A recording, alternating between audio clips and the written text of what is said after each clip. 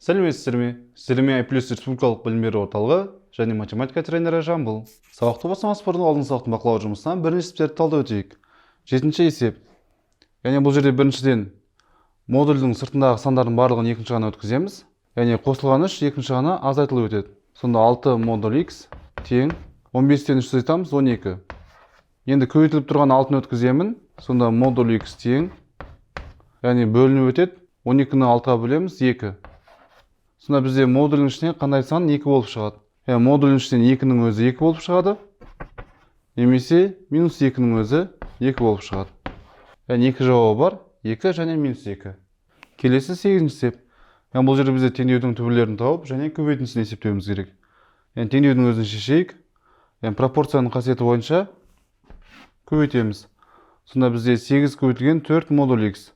8 4 көбейтсек 32, яғни 32 модуль x тең 8 12 көбейтеміз 96. Сонда енді модуль x табу үшін 96-ны бөлеміз 32-ке. Яғни 3 болады. Бізде модульдің ішінен 3-тің өзі 3 болып шығады, немесе минус 3-тің 3 болып шығады. Бізде 2 түбірі бар. 3 және минус 3. Енді бізде түбірлердің көбейтіндісін есепте деген, сонда 3 пен минус 3-ті көбейтеміз.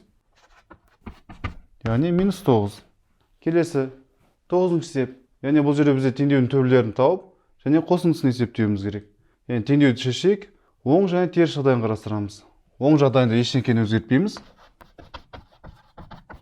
Теріс жағдайында, яғни бізде модульдің ішінде минус 12-де 12 болып шығалады. Сонда модульдің ішін минус 12-ге теңестіремін.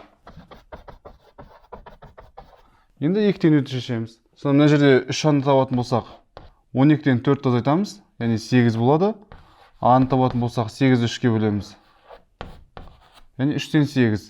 Араласқа айналдырайын. 2 бүтін 3-тен 2. Келесі екінші теңдеуді шығарамын. Яғни 3а тең 4 екінші жағына минус өтеді. Сонда минус 12 минус 4. Минус 16. А-ны табу үшін минус 16-на бөлеміз 3-ке. Яғни минусты плюске бөлетін болсақ минус болады. 16-ны 3-ке бөлеміз. Яғни 5 бүтін 3-тен 1. 2 түбірін таптық, енді қосындысын есептейік.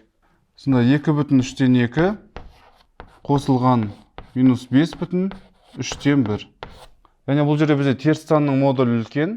Ондай болса минус таңбасын қойып, және 5 бүтін 3-тен 1-ден азайтамыз 2 бүтін 3-тен 2-ні. Бұл жерде 5 бүтін 3-тен 1-ден 2 бүтін 3-тен 2-ні әзірге азайта алмаймыз. Себебі бөлшегіміз жетпейді. Онда 1 бүтін берейік. Сонда 2 бүтін 3-тен 2 қосылған минус 4 бүтін қалады. Және 3-тен алымына 3-ті қосамыз, яғни 3-тен 4. Енді есептейміз. Минус таңбасын қоямын. Және 4 бүтін 3-тен 4-тен азайтамыз 2 бүтін 3-тен 2-ні. 4 бүтіннен 2 бүтін азайтамыз 2 бүтін қалады. 3-тен 4-тен 3-тен 2-ні азайтамыз 3-тен 2 қалады. Яғни минус 2 бүтін 3-тен 2. Келесі 10-ші есеп. Бұл жерде бізде теңдеуді шешуіміз керек. Модульге қосылып тұрған 1-ді екінші жағына азайту амалымен өткіземін. 1 бүтін 125-тен азайтамыз 1-ді, 0 бүтін 125. Енді оң және теріс жағдайы бойынша 2 теңдеуін жазамыз. Оң жағдайында ештеңе өзгертпеймін. Теріс жағдайында, яғни мәнін минус қылып аламыз. Енді бұл жерде бізде 2 теңдеуді жеке-жеке шығарамыз. Бірінші теңдеуді шығарайық. Яғни бөлініп тұрған 4-ті екінші жағына көбейту амалымен өткіземін.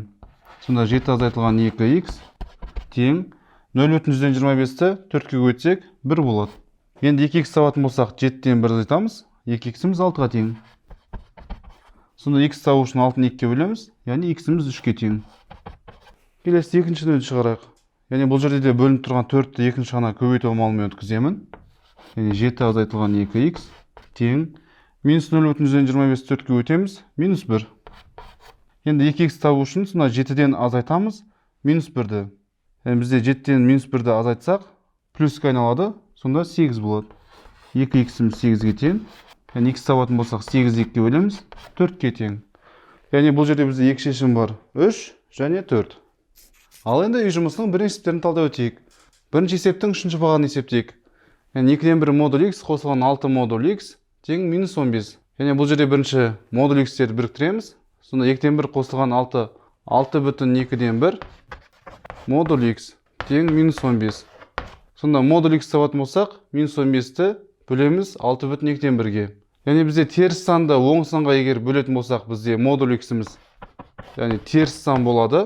Модульден бізде ешқашан теріс сан шығуы мүмкін емес. Яғни бұл жерде сонда бізде бос жиын. Келесі, екінші есептің үшінші бағаны. Яғни бұл жерде бізде теңдеудің түбірлерін тауып, және қосындысын есептеуіміз керек. Яғни оң және теріс жағдайы бойынша теңдеулерін жазайын. Оң жағдайы бойынша жазатын болсақ, өзгертпейміз. Яғни минус жағдаймен қарастыратын болсақ, яғни мәнін минус таңбасымен аламын. Сонда x минус 19 тең минус 31. Мына жерден x табатын болсақ, минус 19 екінші ғана плюс амалымен өтеді. 31-ге 19 қосамыз, 50. Екіншісінде x табатын болсақ, x-іміз тең, яғни минус 19 екінші ғана плюс өтеді. Сонда минус 31 плюс 19. Яғни минус 12. Яғни бізде екі түбір бар екен, 50 және минус 12. Яғни түбірлерінің қосындысын есептейміз. Сонда 50 қосылған минус 12. Яғни бұл жерде бізде оң санның модулі үлкен. Сонда 50-ден 12-ні азайтамыз, 38. Келесі. Үшінші есептің екінші бағанын есептейік. Яғни бұл жерде бізде теңдеудің түбірлерін тауып және көбейтуіміз керек. Біріншіден теңдеудің өзін шығарамыз. Яғни модулдің сыртындағы тұрған минус 5-ті екінші жағына өткіземін. Плюс 5 болып барады. Сонда модуліміз тең, минус 1 плюс 5, яғни 4. Яғни модуліміз оң санға тең, онда екі түрлі теңдеуін жазамын. Яғни оң жағдайында ештеңе өзгертпейміз, теріс жағдайында мәнін минус таңбасымен жазамын. X минус 1 тең минус 4. Енді екі теңдеуді жеке-жеке шығарамыз. Мына жерден x табатын болсақ, минус 1 екінші ғана плюс болып барады, сонда 5. Мына жерден теңдеуді шығаратын болсақ, минус 1 екінші ғана плюс болып барады, минус 4 плюс 1, яғни минус 3. Теңдеудің екі түбірін таптық, яғни 5 және минус 3. Енді көбейтіндісін есептеуіміз керек. Сонда 5 көбейтілген минус 3, яғни минус 15. Келесі төртінші есептің төртінші бағанын есептейік. Яғни бұл жерде бізде теңдеуді шешуіміз керек. Яғни модуліміз оң санға тең, онда екі түрлі теңдеуін жазамын. Біріншісінде өзгертпейміз. Екіншісінде мәнін теріс қылып аламын. Енді екі теңдеуді жеке-жеке шығарайық. Бірінші теңдеуді шығаратын болсақ, бөлініп тұрған үш екінші ғана көбейтіліп өтеді. Сонда 5x минус 4 тең, 2-ні 3-ке өтсек 6. Сонда 5x тең, минус 4 екінші ғана қосылады, 6-ға 4-ті қосамыз 10. X табатын болсақ, 10-ды 5-ке бөлемін 2. Енді келесі екінші теңдеуді шығарайық. Бұл жерде бізде сонда бөлініп тұрған үшті екінші ғана көбейтіп өткіземіз. 5x азайтылған 4 тең минус 2 көбейтілген 3 минус 6. Сонда 5x тең минус 4 екінші ғана плюс өтеді. Сонда минус 6 плюс 4 минус 2. Яғни x табатын болсақ минус 2 бөлінген 5. Яғни минусты плюске бөлетін болсақ минус болады. Және 2 бөлінген 5. Минус 5-тен 2. Ал енді бүгінгі сабақта теңдеу құруға арналған мәтін есептерді шығаратын боламыз. Ал қазір бірнеше мысалдарды қарастырып өтейік. Бірінші есеп. Бізде кітапта жалпы 60 бет бар. Және оқылған беттер, оқылмаған беттерге қарағанда 2 есе көп. Сонда қанша бет оқуға қалды? Яғни оқылмаған беттерді табуымыз керек. Енді біріншіден теңдеу құрастыру үшін оқылған бет пен оқылмаған бетті белгілеу болайық. Бізде есе бойынша салыстырған кезде азын x деп аламыз. Бізде есе бойынша салыстырған кезде оқылмаған бет аз. Онда оқылмаған бетті x деп аламын. Ал оқылған бет осыдан 2 есе көп. Яғни x көбейтілген 2. Яғни 2x. Енді ал екеуінің қосындысы бізде жалпы бетін құрау керек. Яғни 60-қа тең болу керек. Сонда 2x қосылған x тең 60. 2x-қа x қосатын болсақ 3x болады. Тең 60. Яғни x табу үшін 60-ты 3-ке бөлеміз. 20. X дегеніміз ол бізде оқылмаған бет болатын. Сонда оқылмаған бет бізде 20 екен. Келесі екінші есеп. Мектепке жалпы 690 үстел мен орындық әкелінді. Және де әкелінген үстелдер орындыққа қарағанда 230-ға көп. Сонда мектепке қанша үстел және қанша орындық әкелді? Енді бұл жерде үстел мен орындықты белгілеп алайық. Яғни орындықты x деп аламын. Ал үстеліміз орындыққа қарағанда 230-ға көп. Яғни көп десе бізде қосамыз. Сонда x қосылған 230. Орындық пен үстелді белгіледік. Ал екеуінің қосындысы бізде 690-ды беру керек. Сонда үстелді жазамын. Ол бізде x қосылған 230. және соған қосамыз орындықтың саны, ол бізде x тең 690. Бұл жерде бізде жақшаның алдында ештеңе жоқ, енді жақшаның өзі ашылады. Сонда x қосылған x бізде 2x тең, бізде қосылып тұрған 230 ар жағына азайту амалымен өтеді. 690-нан 230 азайтсақ 460 қалады. Сонда x табатын болсақ 460-ты 2-ге бөлеміз. Яғни x-іміз тең 230. X дегеніміз ол бізде орындықтар. Орындықтар 230. Ал енді үстелдер табайық. Үстелдер бізде 230-ға артық. Яғни орындықтың санына тағы да 230 қосамыз. Яғни 460. Сонда бізде 460 үстел. Яғни орындық пен үстелдің санын таптық. 230 орындық, 460 үстел. Келесі үшінші есеп. Яғни бұл жерде бізде қараңыздар. Кәмпитке, яғни пешенеге қарағанда 3 есе көп, немесе 60 теңге көп ақша төленеді. Сонда кәмпит қанша теңге тұрады, және пешене қанша теңге тұрады, соны анықтауымыз керек. Яғни бұл жерде біріншіден белгілеп алайын. Бізде есе бойынша салыстырған кезде пешене аз, онда пешенені x деп белгілейміз. Пешенені x деп белгілеймін. Ал кәмпит одан 3 есе көп, онда кәмпитті 3x деп белгілейміз. Немесе кәмпитті тағы да басқаша белгілеуімізге болады. Ол 60 теңгеге артық. Яғни x қосылған 60 деп белгілесек те болады. Енді қараңыздар, 3x-та, x қосылған 60-та ол бізде кәмпиттің бағасы. Бізде кәмпитте әртүрлі баға болмайды, яғни екеуі бірдей болу керек. Сонда 3x тең x қосылған 60. Енді теңдеуді шығарамыз. 3x-тің қасына x азайтылып келеді. Тең 60. 3x-тан x азайтсақ 2x қалады. Тең 60. Сонда x табатын болсақ 60-ты 2-ге бөлеміз. X-іміз тең 30. X дегеніміз ол бізде пешененің бағасы 30. Кәмпиттікін табатын болсақ, ол бізде 3 есе артық, немесе 60 теңге көп. 30-ды 3-ге көбейтсек 90, немесе 30-ға 60 қоссақ 90. Кәмпиттің бағасы бізде сонда 90. Келесі, төртінші есеп. Бізде 3 бұрыштар мен 4 бұрыштардың жалпы саны 15, ал олардың жалпы бұрыштарының санын қосатын болсақ 53 бұрыш. Сонда бізде қанша 3 бұрыш және қанша 4 бұрыш, соны анықтауымыз керек. Белгілеп алайық. 3 бұрыштардың саны x болсын. Онда 4 бұрыштардың санын қалай аламыз? Бізде қараңыздар, екеуінің жалпы қосындысы 15-ті беру керек. Соны 4 бұрыштардың санын табу үшін 15-тен азайтамыз 3 бұрыштардың санын, яғни x-ті. Сонда 4 бұрышты 15 азайтылған x деп белгілейміз. Енді қараңыздар, әрбір 3 бұрышта 3 бұрыштан болады. Сонда бұрыштардың санын табу үшін 3 бұрыштардың санын 3-ке көбейтеміз, яғни x-ті көбейтеміз 3-ке. Ал енді 4 бұрыштың бұрыштарын табу үшін санын 4-ке көбейтуіміз керек. 4 көбейтілген 15 минус x. Ал жалпы бұрыштарының қосындысы бізде 53-ті беру керек. Енді теңдеуді шығарайық. Жақшаны ашамын. Сонда 3x, 4 әрқайсысына көтеміз. Қосылған 60, және плюс пен минус бізде минус болады. Азайтылған 4x. Тең 53. X-тарын есептейін. 3x азайтылған 4x, минус 1x болады. Тең. Қосылған 60 ар жағына азайту болып өтеді. Сонда 53 азайтылған 60. Минус 7. Сонда бізде x табу үшін минус 7-ні бөлеміз минус 1-ге. Минусты минуске бөлсек плюс болады. 7-ні 1-ге бөлеміз 7. Яғни x-іміз 7-ге тең. X дегеніміз ол бізде 3 бұрыштардың саны 7. Ал 4 бұрыштардың санын табу үшін сонда 15-тен 7-ні азайтамыз. Яғни 8-ге тең болады.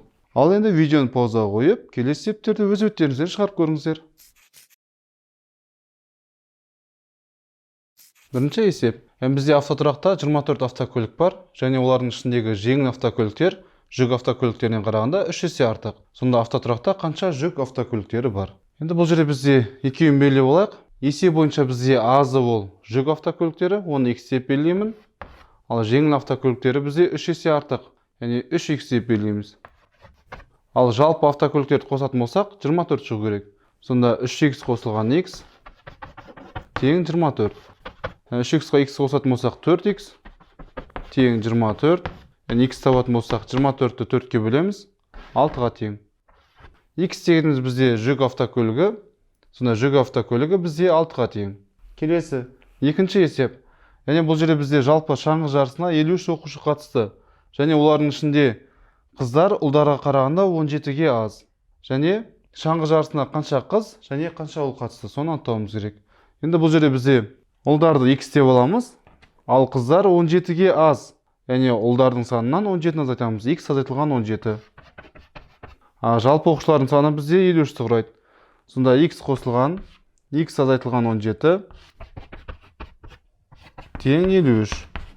Бізде жақшаның алдында қосу, ондай болса жақшаның ішіндегілер өзгермейді. X қосылған x, яғни 2x. Минус 17 ар жағына қосу амалымен өтеді. Сонда 70. Сонда енді x табу үшін 70-ті 2-ге бөлеміз, яғни 35-ке тең. Яғни x дегеніміз ол бізде ұлдар 35. Енді қыздардың санын табайық. Олар бізде 17-ге аз. Яғни 35-тен 17-ні азайтамыз. Яғни 18. Сонда бізде қыздарымыз 18. Ұлдар таптық және қыздар таптық. Келесі, үшінші есеп. Яғни бұл жерде бізде дәптерге сызғышқа қарағанда 4 есе көп, немесе 72 теңге көп ақша төленді. Сонда сызғыш қанша теңге тұрады? Соны есептеуіміз керек. Яғни белгілей олайық, сызғыш және дәптер бар. Бізде есе бойынша азымыз ол сызғыш, сызғышты x деп белгілейміз. Енді дәптер одан қарағанда 4 есе көп. Енді дәптерді 4x деп белгілейміз. Немесе дәптерді тағы да басқаша белгілеуге болады. Ол 72-ге көп. Яғни x қосылған 72.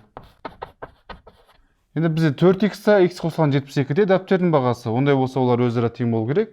Сонда 4x тең x қосылған 72. Яғни қосылған x бірінші жағына азайту амалымен өтеді. Сонда 3x қалады, тең 72. Яғни x табатын болсақ, 72-ні 3-ке бөлеміз, 24. Яғни бізде x дегеніміз ол сызғыштың бағасы. Сонда сызғыштың бағасы бізде 24. Келесі төртінші есеп. Яғни бұл жерде бізде 54 теңгелік соманы, яғни 2 теңгелік және 5 теңгелік 12 тиындармен төледі. Сонда бұл жерде 2 теңгелік және 5 теңгелік тиындардың санын анықтауымыз керек. Яғни белгілеп алайық. Енді қараңыздар, бізде мысалға 2 теңгеліктердің санын x деп белгілейін. Сонда 5 теңгеліктердің санын белгілейтін болсақ, жалпы бізде тиындардың саны 12. Сонда 12-ден азайтамыз x-ті. Енді 2 теңгеліктердің саны белгілі. Онда қанша теңгені құрайтынын анықтау үшін, яғни бізде әрбір тиындарымыз 2-2-ден болады, сондықтан 2-ге өтеміз. Яғни 2x. Тура сол сияқты 5 теңгеліктердің, яғни қанша теңгені құрайтынын табу үшін, яғни санын 5-ге өтеміз. Жалпы енді құраған теңгелерін қосқан кезде бізде 54 теңгені құрау керек. Енді теңдеуді шығарайық. Яғни жақшаны ашамын. Сонда 2x, әрқайсысын 5-ке өтеміз. Қосылған 5-ке 12-ні өтемін 60. Және плюс пен минус болады 5x. Тең 54. Енді x-терін есептен 2x минус 5x. Яғни теріс санның модулі үлкен, сонда 5x санын 2x айтамыз, 3x, яғни минус 3x. Тең. Қосылған 60 екінші жағына азайту амалымен өтеді. Сонда 54 минус 60. Минус 6. Сонда x табатын болсақ, минус 6-ны бөлеміз минус 3-ке. Минусты минусқа бөлетін болсақ, плюс болады. 6-ны 3-ке бөлеміз 2. Яғни x дегеніміз ол бізде 2 теңгеліктердің саны 2. Сонда 5 теңгеліктердің санын табу үшін 12-ден азайтамыз 2-ні, яғни 10. Яғни әрбір теңгеліктердің, яғни санын таптық. 2 теңгеліктерден 2, 5 теңгеліктерден 10 тиын бар екен. Осымен біздің бүгінгі сабағымыз аяқталды. Үй жұмысын жасауды ұмытпаңыздар. Бәріңізге сәттілік, сау болыңыздар.